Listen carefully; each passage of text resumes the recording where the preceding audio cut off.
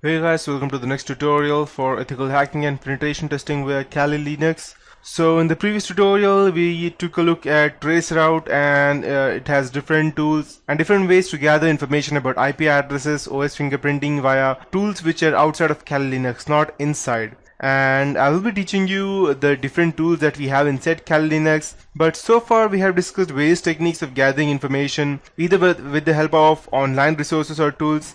But now I will discuss footprinting through social engineering, that is the art of grabbing information from people by manipulating them. And this section will cover the social engineering concept and techniques used to gather information. So, social engineering is the art of convincing people to reveal confidential information. Social engineers depend on the fact that people are unaware of their valuable information and they are very careless about protecting it. So, although some people say that social engineering is a totally non-technical process, I don't agree with that. What you would need to go ahead and do some social engineering attack would be at least the basic knowledge of whatever information you're trying to gather, may it be the credit card or debit card passwords or the company information or anything. You need to have information about that, and you need a lot of confidence to talk about that so that the person in front of you thinks you're genuine. So, social engineering is an attack in which the attacker tricks the person and obtains confidential information about the target in such a way that target is unaware of the fact that someone is trying to steal the information. The attacker actually plays a very, you can say, a cunning game with the target to obtain confidential information.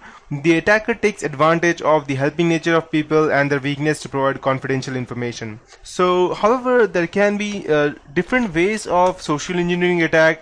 In the previous days, there was a great hacker. His name was Kevin Mitnick. I'll just go ahead and show you out his profile. He was the best. He's the best hacker of all time, and he was a phisher. Phisher means he mostly used to do phishing attacks by calling people and telling them that I am this guy, and he stole n number of amounts, billions of dollars, but later on he was caught by the FBI and he was incarcerated. But after 5 years, when he came back, he started his own security agency, and now he's a very good security consultant. So you can go ahead and watch his tutorials at DEF CON, and he's quite good. He's if you go and even search the best hacker in the world, the first name would be that would come is of Kevin Mitnick, and and he's the best social engineer that this world has ever had. I can say you that because as you can see, I'll just go take you through Wikipedia.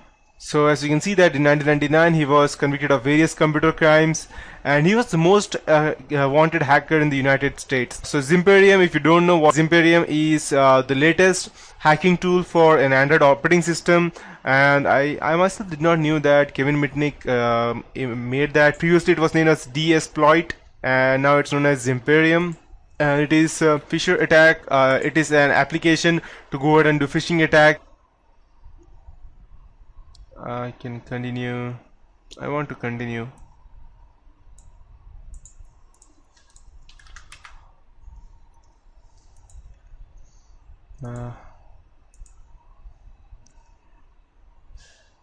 Okay. How do I continue? Let's check. Okay. Although it may show that there are differences, there is nothing, because the reason being that DSploit, as you can see, that it has merged with Zimperium Xanthi 2, which is as of now free, and Zimperium is very good in fact, but I would officially support DSploit, even though Zimperium is quite better than DSploit. The reason being that it does not have an offline version, which I can do by using the DS, which is an offline version. So okay, perfect. So this was developed by Kevin Mitnick, and yep. So he was the best hacker of all time. He used to just let's say for example, he used to just call and tell them, hey, I'm calling you from this company, and due to this reason your card was blocked or your card was hacked, so can you just help me? And he will not even ask you the total let's say your card number. He will just go ahead and ask you the last 4 digits or just your CVV number, and he will gather the first few digits from somewhere else, or he will call sometime later on or some weeks later on or even some months later on, and he will ask you only the first 12 digits, and he used to gather information separately.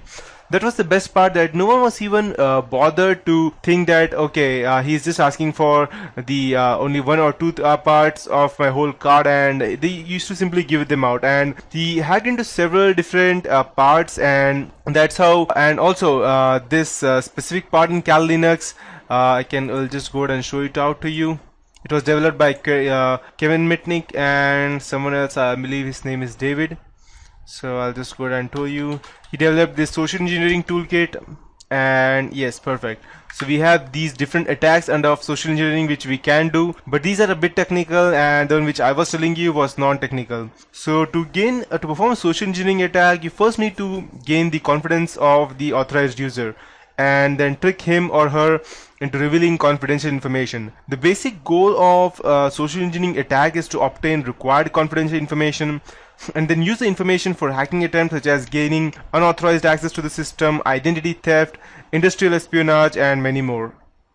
So social engineering can be performed in many ways such as eavesdropping, shoulder surfing, dumpster diving, impersonation on social engineering attacks, and so on.